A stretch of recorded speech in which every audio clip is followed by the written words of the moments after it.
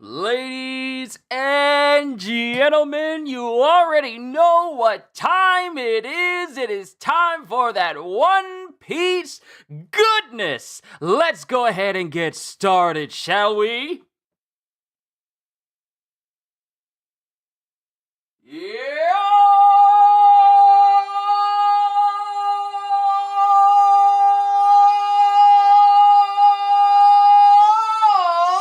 Peoples! Qushu 92 here, and welcome back to more One Piece! Today is great. Alright, let me just go ahead and say it. One, got some wonderful news that happened earlier today, and it just made my whole day. Secondly, YouTube notified me that today is my 12-year anniversary of this channel existing. This channel has existed for 12 years!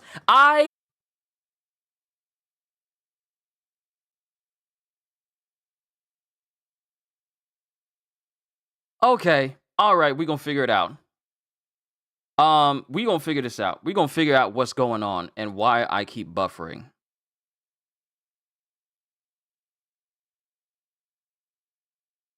I'm exiting out of everything. I'm exiting out of everything to figure out what's happening. I had some tabs up.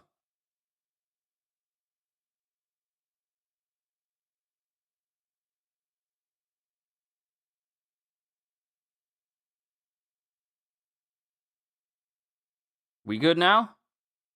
Are we good now? Was it because I had so many tabs up? Sweating 2, he's excited. Oh yeah. Yeah, it looks like we're good now. Looks good? Looks good? It might be because I had so many tabs up. Okay. Alright. Everything is smooth now. Everything is smooth now. Great. Yo, peoples, Qushu92 here. Welcome back to more One Piece. You already heard my spiel at the beginning, but I may have to say it again because of the whole buffering issue that I was going through. But got some wonderful. This is an amazing day. It's been an amazing day. Had some wonderful news earlier this morning during practice at church. Had a absolutely fantastic church service. Just nothing but worship. Our pastor, he didn't preach. He just decided to let us worship. Don't mess up your voice, please. Me doing that is literally nothing. It's nothing at all. But we had a wonderful church service, and that was amazing. Not only that, but like I said, this YouTube has told me this morning that today is my 12th years of being a YouTuber on this platform. So needless to say, I am grateful for 12 years. 12 years! I'm grateful. But let's go ahead and get started with this chapter, because last we left out on, we had Robin and Skopper fighting against Saint Somers, which ended with Skopper coming out of nowhere, chopping off Somers' hand, his hand apparently not regenerating from this attack, and then getting slashed across the chest from a very angry Skopper. So let's see what happens in chapter 1149. And we have a color page spread with the Straw Hat crew just chilling while the dudes are enjoying being served by the women, such as Lilith, Nami, Robin, and Bonnie, while Luffy, Usopp, Sanji, and Zoro, they're all enjoying the food, and Chopper as well. Chopper's in this too. Bokakuri Maid Cafe. So this is we don't have Brook, and we don't have Frankie here, or Jinbei, which is interesting. But we also have like a random sheep who's in the background just watching everything go down. And of course, Sanji's just losing his mind because of a maid cafe. But let's begin with chapter 1149, 1 second. And then it cuts to Nami going, "Oh!" while it has Jinbei, Usopp, Robin, and Brook wondering who just came in because they didn't meet Skopper. The other Straw Hats did. What? Who is that? As it shows Somers hitting the ground and Scopper's axe with his blood still on it. It worked on him? How? What did he do? And then Scopper just goes, I'm rusty. And then Scopper starts spinning his axe, and he starts going towards Summers again. Thorn Sulation! And then Summers pops up numerous thorns in front of him in order to block Scopper's axe, which apparently he's imbuing with hockey. And then Summers starts to flip backwards. Mountain Eater, what are you doing in Elbath? And then Scopper just goes, Let's not get bogged down with boring questions. And then Scopper's all like, no talk, only hands, and just starts fighting Summers. Ah!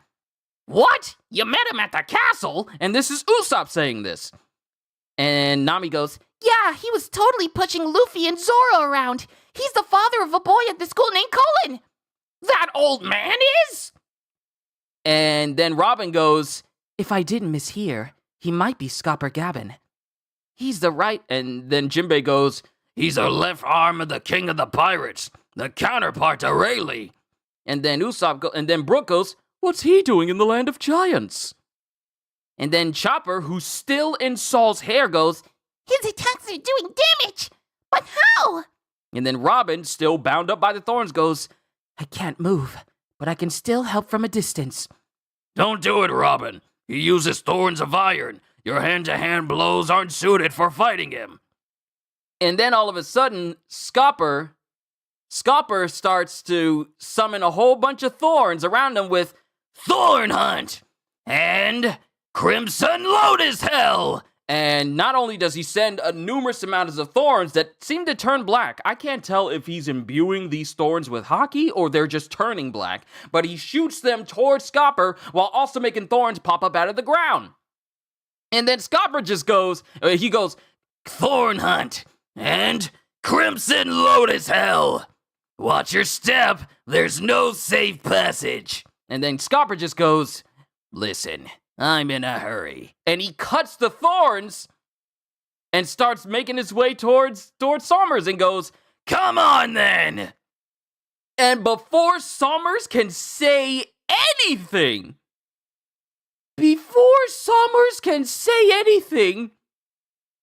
ow! Whoa! Oh! Whoa! Before Scopper can say anything, he uses Axe Symphony and slices straight through Summers' upper torso and his weapon in one go. And Summers is left bleeding. And then while he's in the air, he sees the spikes underneath him that just come up out of the ground still as he goes, Whoa, look out! And he just uses his axe to somersault through the air, using the spikes as footholds. And while he ignores Summers, whose upper half just literally got separated by his body, Gabin just goes, I'm coming, Colin. And everyone is just looking at him. Everyone is just looking at him, dumbfounded, going, What? He beat him! And Gabin just ran through Summers like he wasn't anything at all. And they're all looking like, He beat him! And then Summers' body falls directly onto his own thorns. And, Gabin is running ahead. And then Chopper decides to go into his reindeer point. And Nami goes, Where are you going, Chopper? Ow, ow, ow! How is he able to slice up a guy who's immortal? That's gotta be a crucial secret! And Chopper wants to ask him that question. Chopper, of all people, wants to know, how did Gabin defeat a person who's supposed to be immortal? Then we cut back to the school.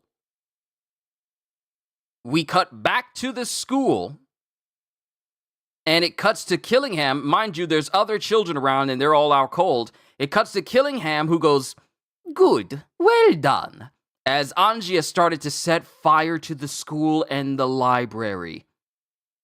You have proven yourself obedient, as Angie just stands there looking at the fire that's spreading all over.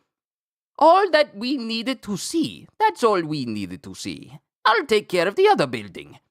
And then Killingham is preparing to set fire to the rest of the school. No. And he launches an arrow.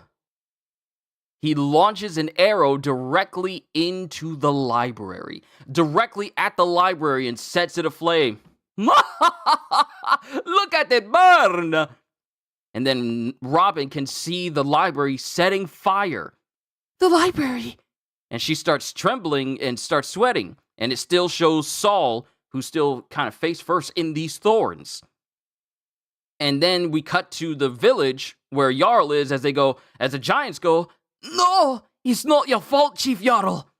The words of our forefathers, all of our history.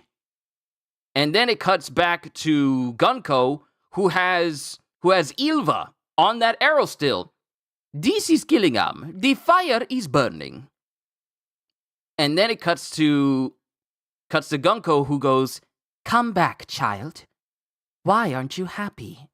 And Ilva, who is still leagues bigger still much bigger than Gunko, goes, I'm sorry.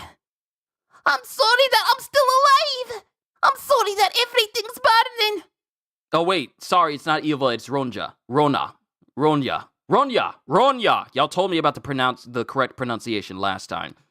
I'm sorry that everything's burning. No, Ronya! Because of me! It's not your fault, Ronya. Then it cuts to Scopper, who goes, Culture, history, children, troops. You don't have the right to take any of these things away. And mind you, he's running up on Gunko. A crewmate of the King of Pirates? You realize that resistance means the death of these hostages. Oh, it's Mr. Ya! Colin, Mr. Yan is here! Huh? He's come to save us! Don't speak up, Colin. Don't do it. And then Colin just simply goes, Daddy! That's my daddy, everybody! Guess what? He's stronger than anyone! He's gonna save us all! And then the children are cheering as they go, Yay! And then Gunko glances at Colin. Scopper, realizing what's about to happen, he immediately dashes.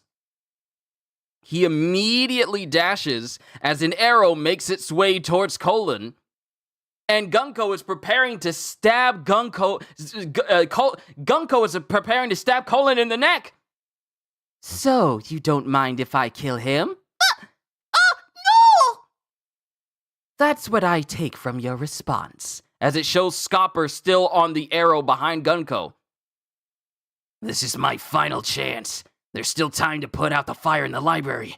I can save the children and Elbaf in the process. As long as it's instant. Huh?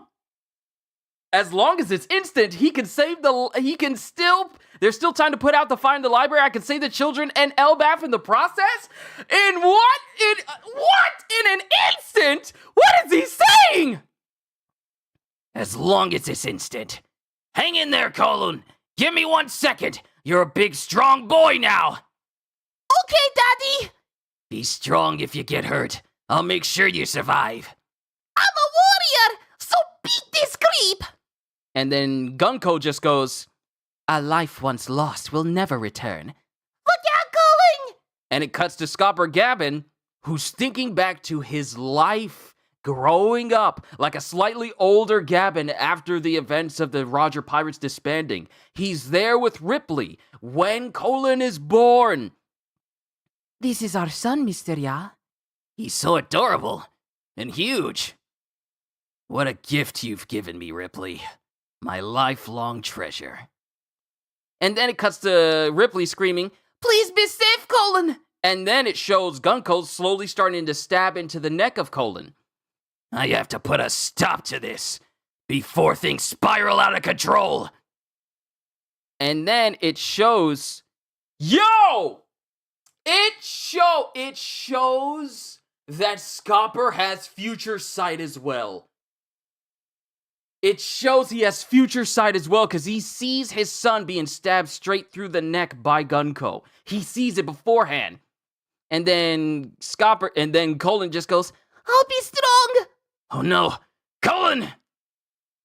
and Scopper stops. Don't do it. I yield. And he drops his weapons. Then Gunko takes her spear, like I want to call it a rapier, takes her arrow rapier directly out of Colin's neck. I'm sorry, Elbaf. Feeble, frail thing. And she uses a smaller arrow to basically shoot through Scopper Gabbin. She shoots multiple arrows through his body. I'm sorry, Colin. It must have hurt. I'm sorry. And Colin, teary-eyed, goes, Huh?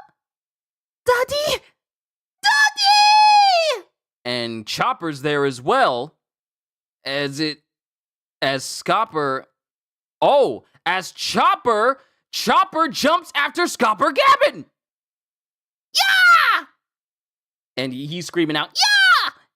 Daddy! Daddy! Mr. Ya! and then he's still screaming for Dad. Daddy! Mother! Father! Huh? Are these Gunko's memories? And she's going, what? What is this memory? You. Ah! Ow! No! No! No! You are kidding! You have got to be kidding me! There is no way! This better not mean what I think it means! This better not mean what I think it means! Father! What is this memory? Yo! And we have someone walking with a child, a silhouette, a shadow of these people, a person with what appears to be a big old afro as he goes, yo! Well, it's my dream to be a pirate, you see. And then there is no way. There is no way. I'm not looking at chat. Because I have my phone up just so I can make sure the stream is smooth. And then the memories of Gunko pop back open again. And then it appears that the straw hats are still bound. And then Brooke goes, the resemblance is uncanny. Think of a way to escape! Oh, pardon me. And then Gunko starts thinking of, Brooke? Are you Brooke? And then all of a sudden, something happens to Gunko. Something happens to Gunko, and then another voice pops up. Oh my God! Oh! And it shows Sommers still skewered by his own spikes as this voice goes, What is taking so long? Great Emu! At this moment, the Holy Land is a sea of fire. What happened to her? She looks so scary now! We need greater numbers. Allow Mu to show you the dominance of God. Because Emu has taken... How powerful is Emu-sama? Okay, that's the end of the chapter. Emu has just possessed Gunko!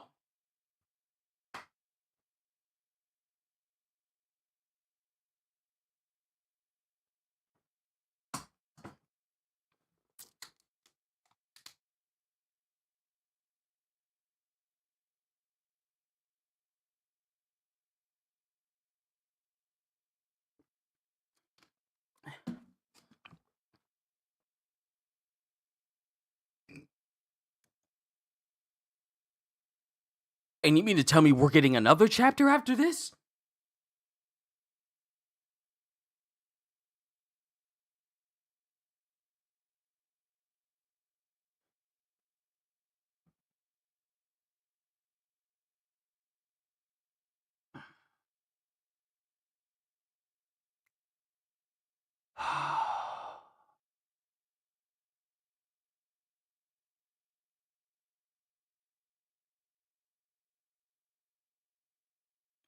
What do I even say? We had Scopper Gavin just run through St. Somers. Mind you, Somers isn't dead. He's still technically immortal, it's just that his body is in pieces, and it can't currently reform. That's one thing. That's one thing. I need to go through everything that happened in this chapter. And then we'll read the synopsis. So, Scopper Gavin runs through St. Somers with Axe Symphony. We still don't know the fullest extent of what was used in order to negate an immortal's immortality. We've seen a new attack from Somers with Thorn Hunt and Crimson Lotus Hell. Gavin slices through Somers like it's nothing. Anji has already started to set fire to the school, while Killingham has started to set fire to the library. Mind you, it hasn't fully gone up yet, so there's still a chance for it to be saved. The Giants are making their way over to the kids.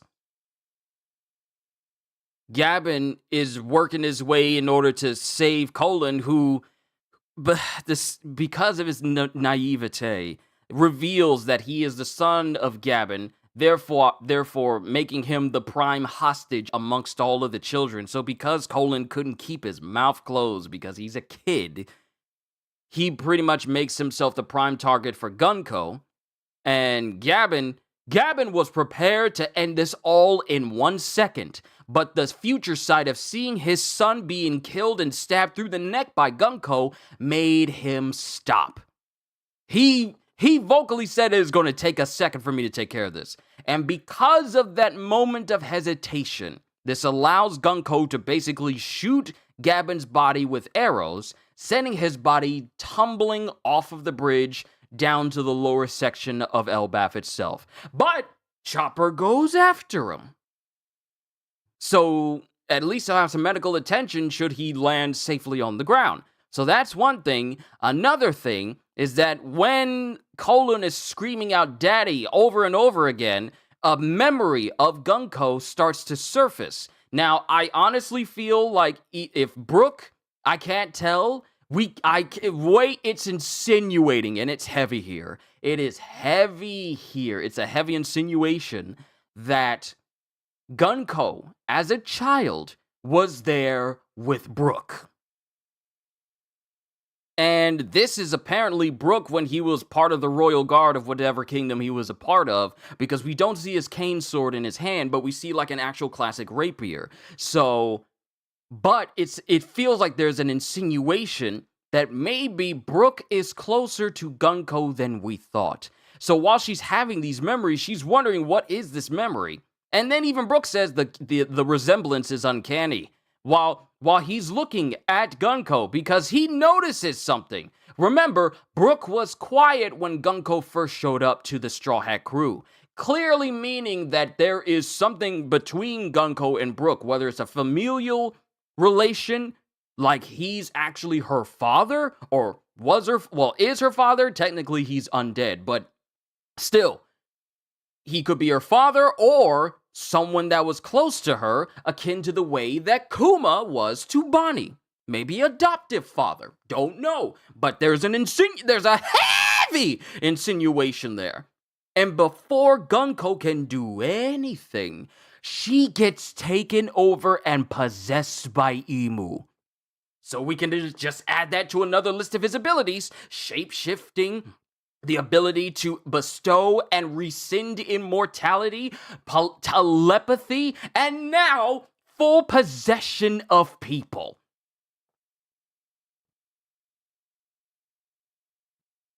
What is taking... And then Imu speaks. What is taking so long? And sorry if I'm saying he a whole lot, because we still don't know the actual gender of Imu, so I'm just going to say they. But what is taking so long? At this moment, the Holy Land is a sea of fire. We need greater numbers. Allow Mu to show you the dominance of God. And it just shows... and mind you, Gunko's body, all of a sudden, her hair just starts to get a lot longer. Like, her hair was short. From what we've seen of Gunko's hair, it was short. But then it starts to flow behind her, while her whole body has been completely taken over by Imu, complete with her eyes, taking on the appearance of Imu's eyes. And that's where we end. Crackling with energy and power. I am not going to say, like, this is Haki emanating from Gunko's body while she's being possessed by Imu. I dare say that these sparks that are shooting off of her, probably aspects of the abyss. Because remember, the abyss is what the elders and the immortal holy knights use to get around, and that's also the power they call upon. So this probably isn't Haki, this is probably the power of the abyss emanating from Gunko. That's where we're at right now. Lord Jesus. So let me just go through all of the comments that you guys have said. Let's see. Congrats on 12 years. Congrats on your hard work. Thank you, thank you. I feel the axe is infused with Haki or probably sea prism stone. Let me see. The axe was made of dragon glass. Let's see. 5, 4, 3, 2, and 1. Wow, my guess was right. My Sunday wasn't complete without the daddy reveal this weekend. I figured he wasn't going to look at chat. I threw my phone down, couldn't read the chapter for at least 5 minutes. Say what? Brook is a daddy, or is Oda misdirecting us? I wouldn't be surprised if he's actually misdirecting us here. Brook is 90 years old. His daughter would probably be dead for all he knows. Remember, she's immortal. 90 years would mean absolutely nothing to an immortal. Probably when she... Now, I'm going to go off on the limb here that she probably gained her immortality around some time, like a long time ago. A long time ago. And that's the reason why she's still young now. She still looks like she's in the prime of her life. Let's see, I had to do a double take, so I was right. I was right about Gunko. No, what you insinuated is that Gunko is going to help out Brook and the others, but that means literally nothing right now because Imu is currently possessing her body. And even then, there's no guarantee that Gunko is going to help the Straw Hats, let alone Brook, simply because there are memories popping up in her head that she does not understand. So I can't acknowledge that you were right because nothing like that has yet to happen yet. Not only just her eyes changed, but her hair also got longer, so I was right. Let's see. Yo-ho-ho-ho, Imu is about to intervene, and did he just say the Holy Land is on fire? Is Dragon finally make its move? From what Imu said, the Marijois is in flames right now, all right? So the one fire, and when he said the Holy Land is in a sea of fire right now, I'm thinking, y'all still didn't put out the fire after the food storage got decimated, or did something else happen while we've been in Elbaf? Like you said, did Dragon finally make his move and started to take on the Holy Land of Marijois finally? Or did something else happen? That's what I'm saying. And Anime, you said, Juke, you said you had to ask your wife if you was reading this correctly. Captain Qushu gonna need a couple more bottles of water. I might. But there was so much happening. Is she immortal? Makes you think how Brook got his devil fruit. That specific devil fruit of all things. Is she immortal? Yes, because remember, Usopp basically blew up her upper torso when she first met the Straw Hat crew. He blew up her upper body and she immediately regenerated. And that is when it was explained that the Holy Knights were immortal. That they found out that way. She could have just been a resident in a place where Brook was a leader of the battle convoy he was a part of, possibly. And the plot will truly thicken once the monster tree and Loki shows up. And they both have a rapier fencing style. Gavin will be fine, some spit and stitches, and he'll be Gucci, apparently. This is the only community I chat in when we get good chapters like this. Yes! Chopper's gonna rub some dirt on it. She was questioning him at first. Let's see. Van, what's going on? Or is it Vaughn? Brooke joined Shanks and Yasop's group confirmed. Probably not, because he's already with Luffy. Might just be me, but I feel this is an implication Emu has long hair, not confirming it, but just a small tease of Emu's design. It's possible. I think it's Blackbeard, not Dragon. I remember because remember, Lafitte was keeping tabs on like the Red Port and how they weren't able to get food up to Marijois. If it's Blackbeard, that's crazy.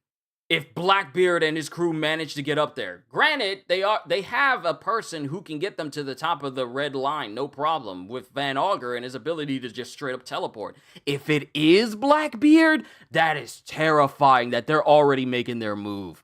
So much for Blackbeard wanting to turn Hachinosu into a whole nation funded and acknowledged by the world government. If the Blackbeard pirates are already in Marijois, then they're just skipping and trying to take over the Holy Land itself. I don't think that's what's happening, though, but it would be crazy if it was. I'm just saying. Blackbeard said he wanted to be part of the world government, so might as well force his way, but my thing is, forcing his way to try and make them acknowledge him would just put a target on his back. To the point where Emu would say, you know what? It's time to use that again. And they're just, next thing you know, wiping Hachinosu off the map the same way as Lelouja. That's what I think that situation would turn into. So I don't think it's the Blackbeard pirates trying to take over Marijois, or let alone set it on fire. There's something else going on. Could it be that Marijois is not literally on fire, but it's a mess with all the chaos that has been happening? It's possible. Fortunately for Teach, he doesn't know that Saturn is dead, so Devon turning to him wouldn't work. Exactly. But not everyone knows that an elder is dead, though. Remember, don't stay way too long in Elbaf. Probably there's a different time flow from Elbaf to the entire world because Holy Knights just arrived in Elbaf and suddenly Holy Land is burned. So what I like is that we'll probably get a set of chapters dedicated to what's happening in Marijois, like, meanwhile, in the Holy Land of Marijois. You know, like the dub actor says. But what if what's happening here in Elbaf, there's already something happening at Marijois, or maybe be happening before Marijois? Also, the situation is serious. Can we just acknowledge that the most powerful person in the world decided to intervene and question what is taking so long for Elbaf to be subjugated? Apparently, things are taking so long that Imu-sama decided, you know what? It's time for me to literally just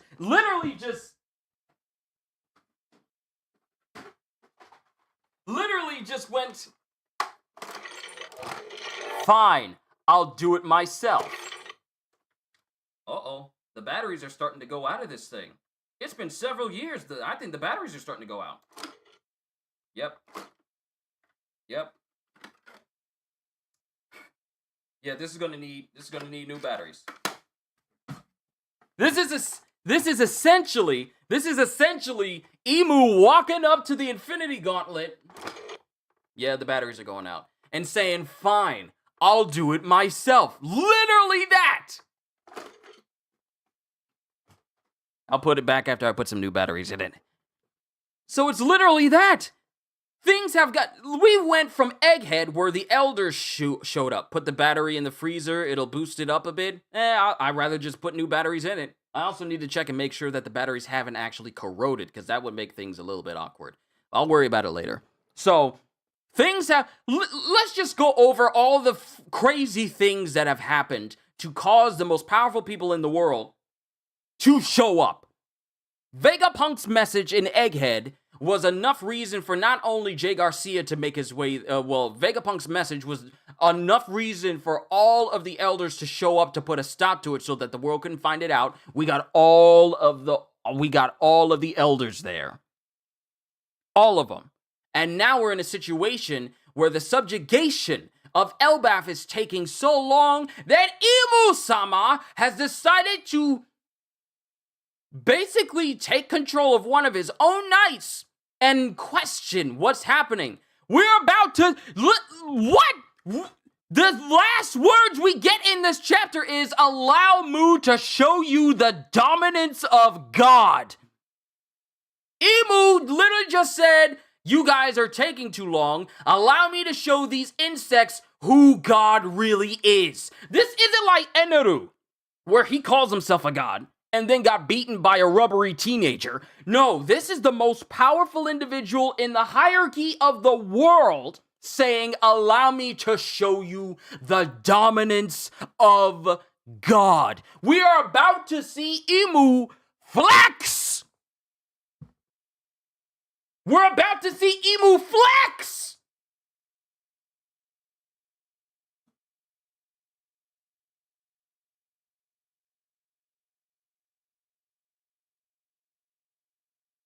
So, that's where we're at. And again, I say Luffy hasn't made his presence felt yet. Exactly. So here's my thing. With all this power emanating from Imu, how long is it going to be before everyone down in the underworld feels their power? Mind you, when Jay Garcia showed up on Egghead the first time, all that power could be felt by every notable powerful person on the entire island. Zoro, Luffy, Lucci, Kizaru. They all could feel that presence. Anyone that was part animal could sense this presence. So, and this was just an elder. Imagine how much power is going to be felt throughout all of Elbaf as Imu takes over Gunko, and that presence is felt throughout the entire country. I'm just saying, we're not going on break from this. We're not going on break from Imu taking over a person's body. Saying, allow Mu to show you the dominance of God. We're not going on break from this. We're about to eat. There's CP0, 5 elders, and probably a Kainu, but Imu still needs more soldiers. It's crazy. I mean, how powerful the opponents, if it was Blackbeard or Dragon, how powerful they are. So here's what we're going to do. I'm going to exit out of chat here on my phone now that I know that the stream is stable now. I am so glad that it was stable. I'm curious if Imu can use Conquerors while possessing someone. If not, what we saw there was Conqueror's Haki. See, here's the thing. It has become a common thing for... And I'm going to put myself in this situation because I've done it a lot of times where I see lightning shooting off, black lightning shooting off of someone, and I just immediately think, oh, this is Conquerors. Now, Scopper Gavin, no shot. This is easily Conquerors for him, easily. But I don't want to assume that every single person that shows up with black lightning emanating from them is Conqueror's Haki every single time, because I don't want to fall into a rut of assuming that with everything. However, we should still acknowledge that there are other powers that can emanate lightning that isn't Conquerors. So let's go back to the Abyss. Remember, the Abyss is a tangible thing in the world of One Piece. I wouldn't be surprised if Imu doesn't have Conquerors, but uses the full power of the Abyss, and it may be comparable. I'm just saying, but I'm just making assumptions here. So, let's pull up the whole synopsis, because you guys know how much I love to read these synopses to all of you.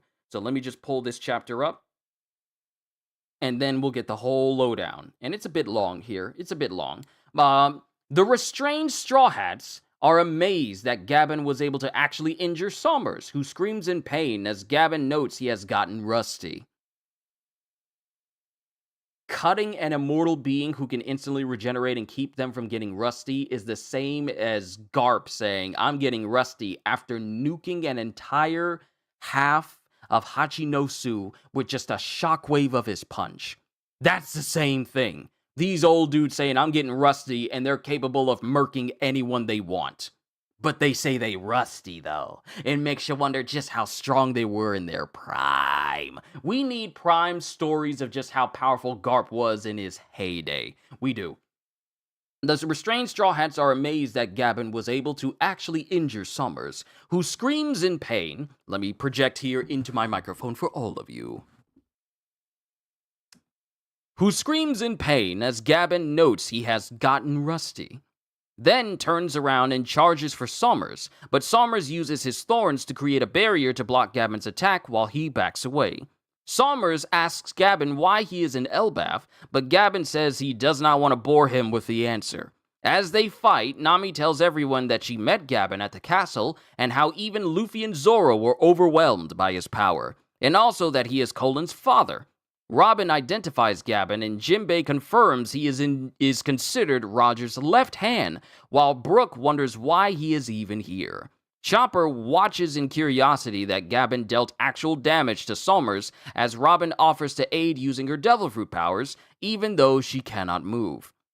But Jinbei warns her not to, as Summers can use Thorns of Iron, which will make for a bad matchup. Summers then creates an entire field of thorns from which there is no safe spot to stand, but Gabin swiftly cuts Summers in half before running off to rescue his son, leaving Summers impaled on his own thorns. Chopper emerges from Saul's hair and starts chasing after him to figure out how Gabin was able to hurt Summers. Out of every member of the Straw Hat crew, Chopper is the only one who's thinking, I need to know how you did that. Everyone else is all like, what? He beat him? But Chopper's the only one who's inquisitive about how did you do that? Back at the school, Anji has reluctantly lit it on fire, while Killingham sets fire to the library himself, to everyone else's sorrow. The Giants tell Jarl to not blame himself for his decision, as Gunko is informed that the buildings are burning, prompting her to tell Ronya to step backwards. Ronya, however, starts blaming herself for still being alive that the school and library are now burning. But the other kids and Giants try to tell her that it is not. Gabin arrives at Gunko's position and angrily tells her that she has no right to take away anyone's culture, history, or even their children. He's right, though. Gunko sees him and says his defiance will mean she will kill the children as they all cheer for him to save them. In his mind, Gabin begs Colin not to say anything about their relationship, but it is all for naught as Colin calls for his father, which Gunko overhears. Quickly, Gunko dodges Gabin's attack and threatens to kill Colin by driving her arrow sword into his neck.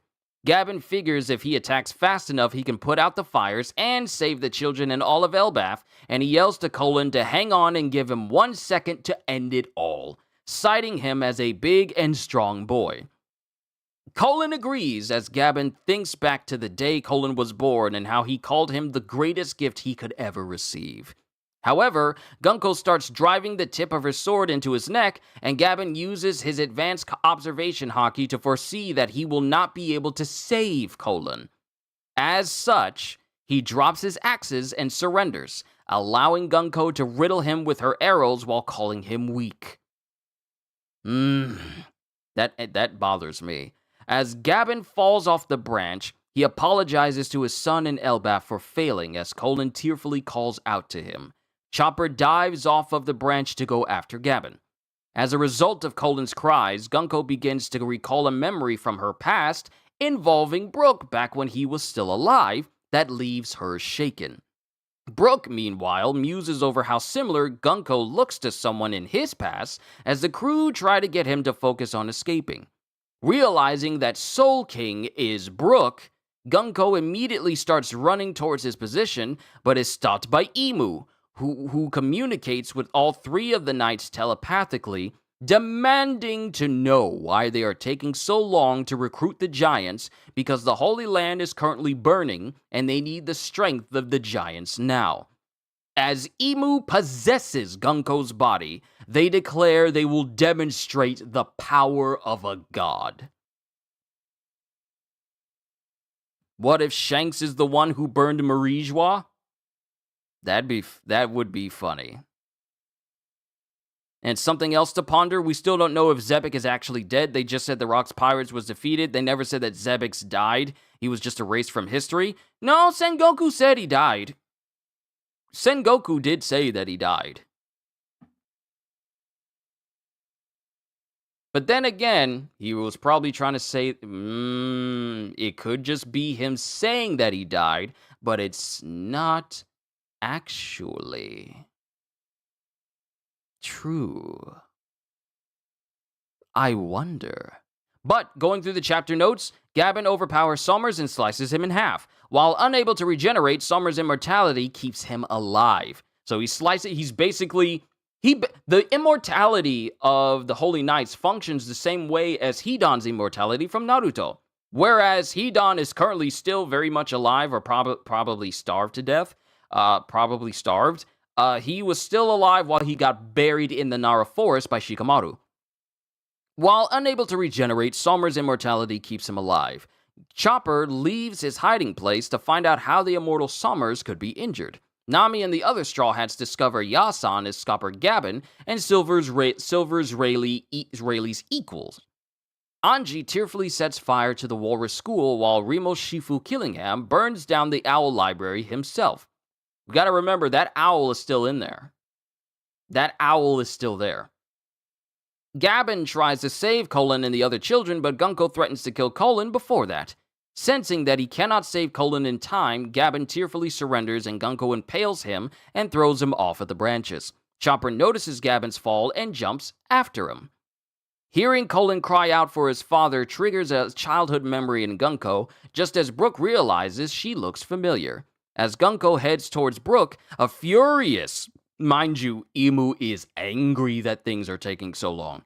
A furious Imu telepathically contacts the three gods' knights and demands to know their progress.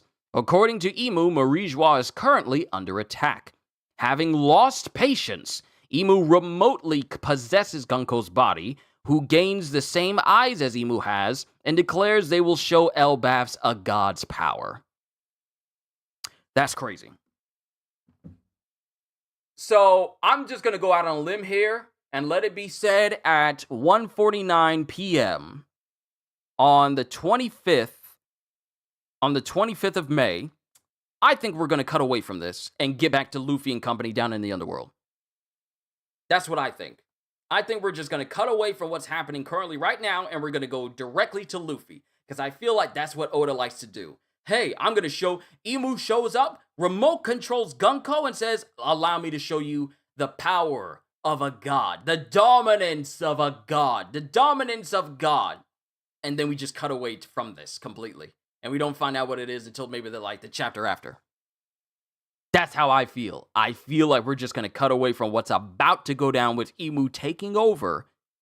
Because my thing is, what does that even mean? What do you mean? What do you mean, the dominance of a god? Imu can shapeshift, is capable of consuming and nullifying the fire of Sabo, is probably more than likely immortal, just like the rest of the elders, can shapeshift his body to create arrows that was what allowed Sabo to be injured, and King Cobra as well.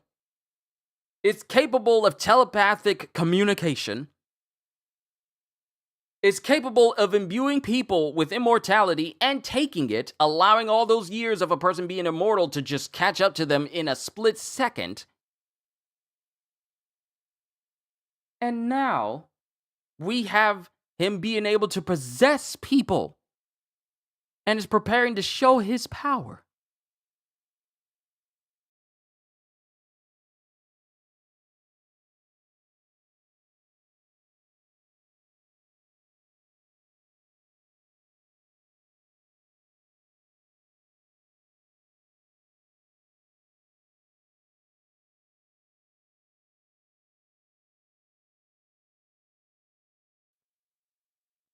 Let me see. Sounds about right. And then we will see a god go up against a god slayer. Seriously, it's going to be a moment. It's going to be the power of Luffy. Sorry, I was talking to my dad. I really hope it isn't Buggy the Clown and Cross Guild. Psst, please.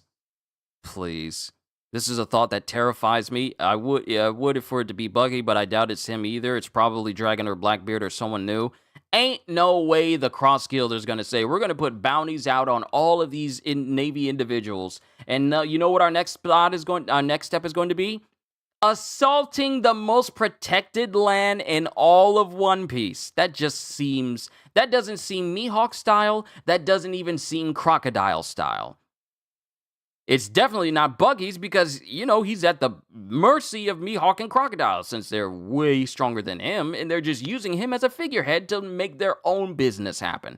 So, I 100% doubt that it's got anything to do with Buggy. But Dragon and Blackbeard is another matter altogether. Ladies and gentlemen, I need to go ahead and end this session right here because I need to call up family and see if they're bringing any food. But this chapter was amazing. One, we got Gabin. Gabin was so close, but he saw his son get killed. He saw his son get killed by Gunko, and he didn't want to risk his greatest treasure. But now we have Imu, the most powerful individual, both government-wise, and pretty much the person who rules the entire world of One Piece, stepping in. Mind you, figuratively, stepping in, possessing Gunko's body, apparently about to demonstrate just how powerful they are.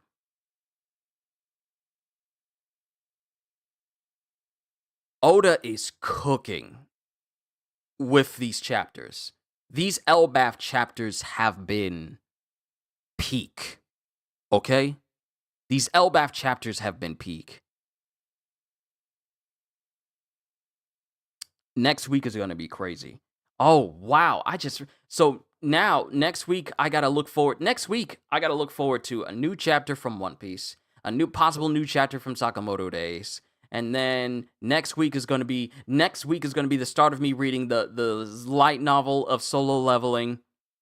Then after that, One Chill Day. And then after that, the midnight release of the Switch 2. And then after that, gotta concern myself with Summer Game Fest. There's just so much going on. It wasn't Mihawk or Crocodile's idea, yet they're going to be going after the One Piece, of course. But yeah, there's just so much happening this week and next week. My God, Oda is cooking with these episodes. I need me another bottle of water. But yeah, I need to check on family as well. Ladies and gentlemen, this was a fantastic chapter. A fantastic chapter. There's a new Kaiju number 8 chapter next week too, June 5th, I believe. Wow. So not only are we going to be getting a new chapter, wow, there's a lot of things happening on June 5th. Because I'm going to have a stream where I am doing an unboxing for my Nintendo Switch, for my Switch 2. I'm going to be doing that. Then reacting to the newest chapter of The Beginning After the End, and then I'm going to be I'm probably going to have the Nintendo Switch 2 stream after I'm done reacting to The Beginning After the End and the newest chapter of Kaiju number 8, because we're going to fully catch up to the series on Monday. After I'm done spending time with family in the beginning of the day, later on, probably around 3, possibly 3:30 to give myself a little extra leeway time, we'll read up on the latest chapters of Kaiju number 8, so that way we can be fully caught up on the series, and then the series will move to Thursday as well. I'm letting you all know now, everyone who's watching me. Told you that you needed another bottle of water? You weren't wrong. This is the mother, Ozzy. This is, like Ozzy said, this is the mother of all setup chapters, because my goodness. This was a wonderful chapter. Oh, yeah, and there's Reflections this Saturday as well. So I got that. I'm busy. 12 years strong, ladies and gentlemen. Woo! I'm happy. But I'm happy. Today is such a wonderful day. The morning was great, the afternoon is great, and this moment is great here. I'm going to take a couple of minutes for myself. I'll set up for Sakamoto Days once I check on family. But this was a wonderful chapter. Wonderful. The most powerful. What can Imu do? What do you mean, allow me to show you the dominance of God? Allow Mu to show you the dominance of God? See, Eneru saying that was something, but then you find out he's only a god. He considers himself a god because no one was able to fight him as a Logia until Luffy came along. Now he gone. But we have a person who, for all intents and purposes, could be considered a living god himself. Well, themselves. Aside from Luffy. So that ought to be interesting. Hold on. Hey, father. My mic's on. Good to see you. Hold on.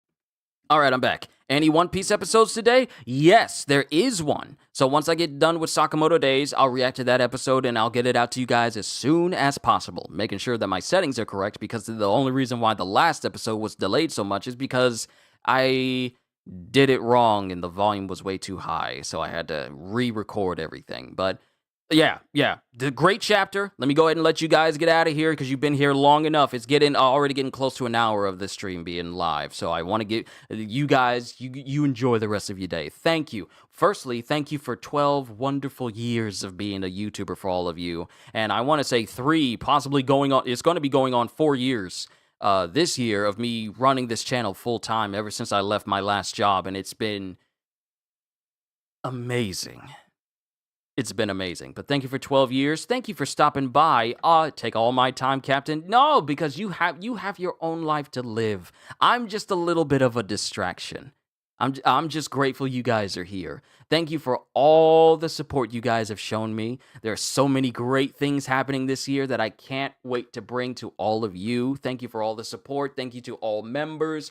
And I gotta, apparently, at the behest of a very close person to me, I have to add some more tiers to my membership as well, because this was something someone suggested to me and says that they need to do so they can be a part of that as well. So I gotta edit that later on and add some more tiers to that. But thank you for all the support in any way that you've shown it to me. You've made these years a blessing. But I'm done. Let me take a breather for myself, and then we'll start up Sakamoto Days once I post it. So let me not stick it to like a number figure or anything. But thank you. This was a wonderful chapter. Sorry if I screamed your ears off. It's just like, this was an amazing chapter. It really was. But hope you all enjoyed. Can't wait to see you all in my next video. Like, comment, and subscribe if you haven't already, because I am always looking forward to entertaining you. And because I know you're coming back anyway. So have a fantastic day. And once again, as always,